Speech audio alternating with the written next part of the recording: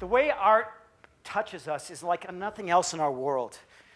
Our world is becoming more and more complicated, and so much of what we learned is something that we learned from a book or from a computer, and it's matters of the mind. It's not intuitional, it's not from the heart, it's not what we feel and what we know. Things that go well beyond our age and our experience, but things that we can't deny. And as human beings, I think it's hard for us to trust that and believe in it. As an artist, it's critical. As I mentioned before, I was born an artist. As long as I can remember, creation was everything for me. As long as I could translate what I was feeling, what I was seeing, whether it was losing myself in the texture of the clay or drawing with a pencil or building something with blocks, the idea of creating something and then sharing it and getting an emotional reaction was an end in itself.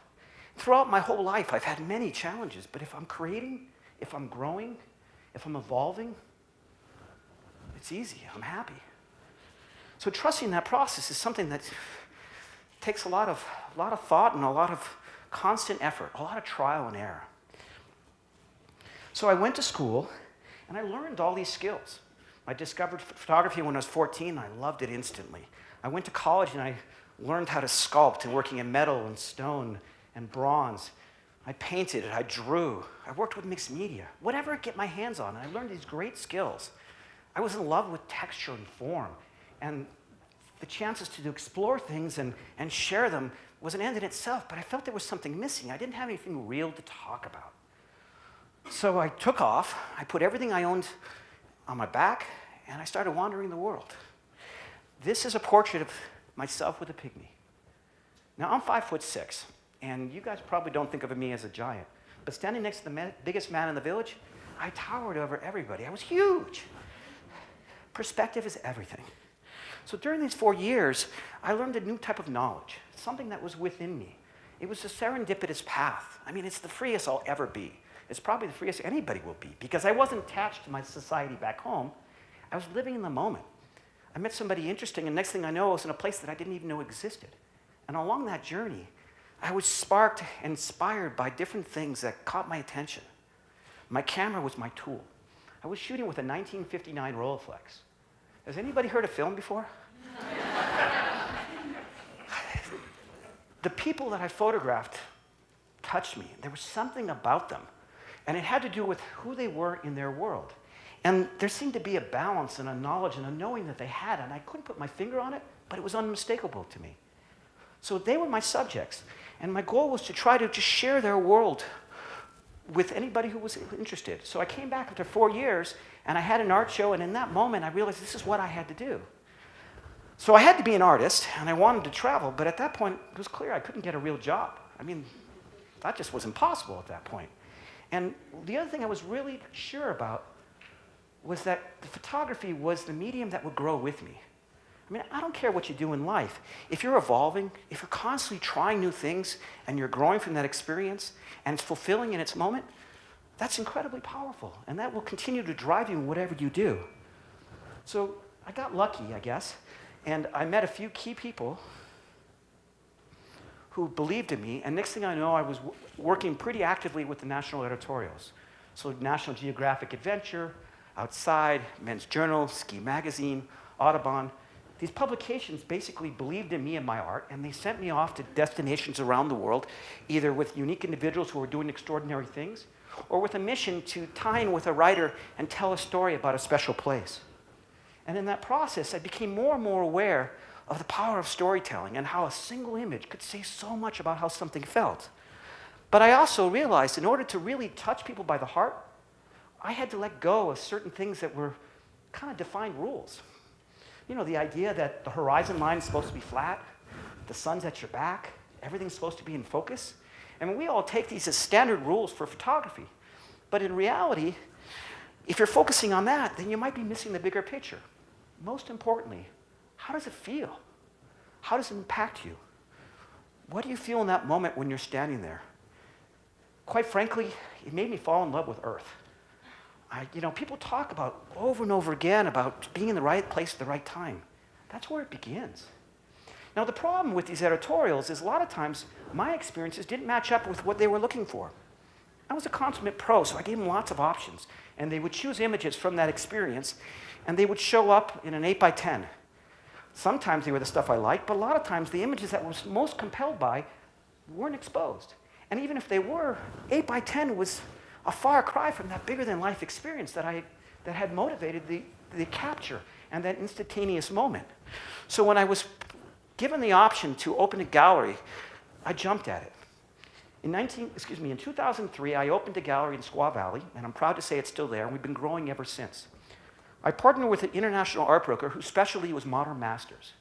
So we carried work by some of the greatest modern artists of our time: Picasso, Dali, Miro, Calder, Chagall. And then we got artists from around the world, because as I was traveling, I would find people that were doing extraordinary things. They'd create inanimate objects that touched me by the heart, and I wanted to do something with it. So in this space, along with my own work, I had this incredible art, and I started asking myself simple questions, and most of them were spawned on by what the customers and people I talked to asked me. They wanted to understand what I was trying to say or what my art was about. And I gotta tell you, it was a really hard time of my life because I stopped living in the moment, and I started spending all my time running a business. I started learning about how to sell art and how to dissect and explain things that were there. And in the process, I came to a much better understanding of what I do as an artist. I came up with a set of rules, or lack thereof, if you will, of what defines art. And again, I don't pretend to be an art historian or have a strong background educationally on why this is, but it's something that I could defend. And for someone who doesn't like rules, I knew it had to be really simple. First and foremost, in order for something to be art, it has to be original. At the very least, the illusion of originality. Okay? Second, it has to grab you by the heart. It has to make you feel something. Either sad or happy or calm or intrigued. Whatever it is, it has to make you feel something, and something that if it works well, you never forget it. Now, the other thing I became apparently really aware of is that most of the mediums and most of the art that I was showing, there was an innate quality in how it was created that made it original. And this is really funny because I thought this was my own analogy, and this morning I heard someone else use it in a different context, but I'm going to use it again because it works. If I were to give you, sir, a paintbrush and a palette, and you, ma'am, the same thing, and ask you to paint the scene behind me, would you paint the same thing?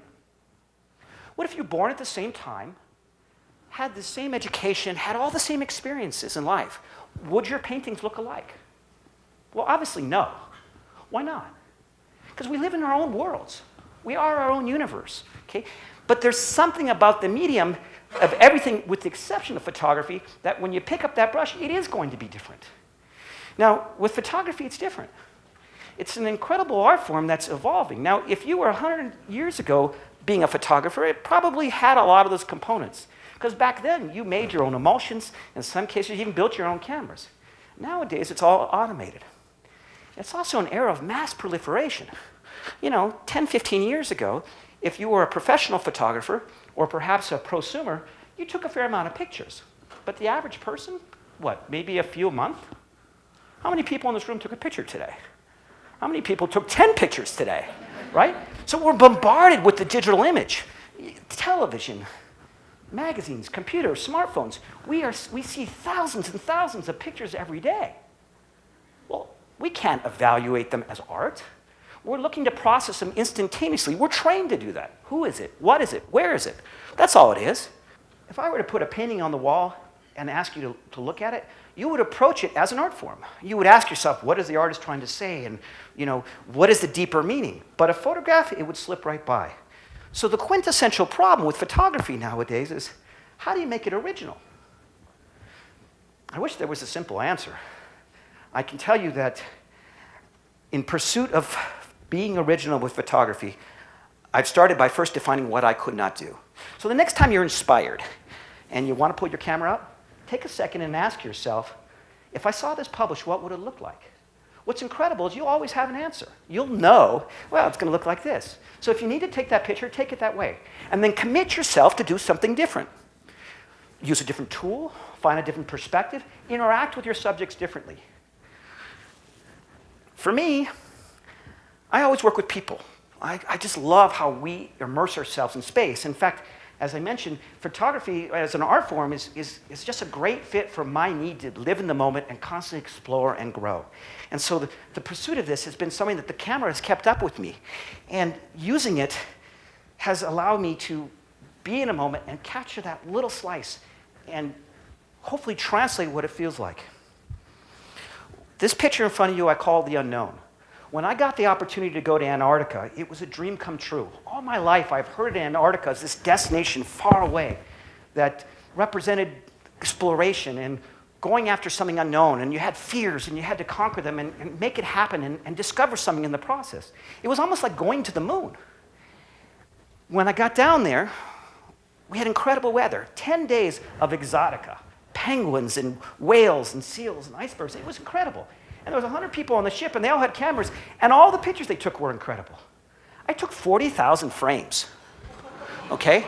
There was one picture in all of that wasn't about documentation. It was about how it felt. So it doesn't matter where I am. What I love about what's happening now is about the fact that people in this day and age are finding new ways to explore. So we have this incredible background. It is about being at the right place at the right time, because that's where it begins.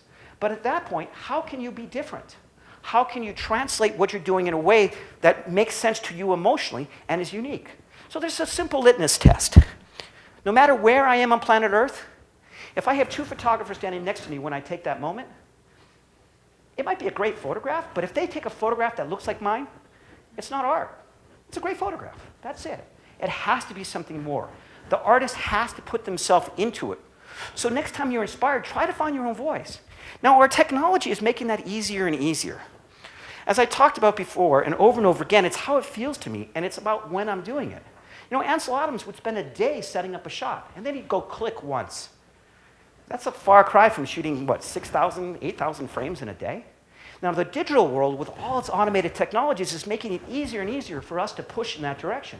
So as I'm climbing a mountain or doing something, I'm actually grabbing little slices. I'm not even looking through the camera. I'm actually painting with my camera, not putting any value system on whether that's the moment, but just looking around, looking for visual clues that if I grab that perspective, I can somehow translate to someone who's not there what it feels like. Now, I tell people over and over again that my job is my best excuse. And what I love about it is that I'm constantly surprised about how I'm going to feel. So this is a glacier crevasse.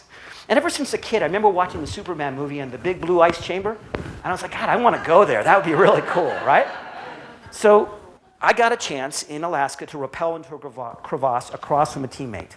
And before I went in, I was like, oh my God, I was sweating and I was worried about claustrophobia and adrenaline and all these things, right? I got inside and I got calm and ethereal. In fact, it was like diving for me. It was so beautiful and peaceful that it completely stunned me. That's why I have the best job in the world. These extraordinary people that I work with do things that seem impossible from my eyes, but they do it over and over again. What I look for is a perspective that says something relevant.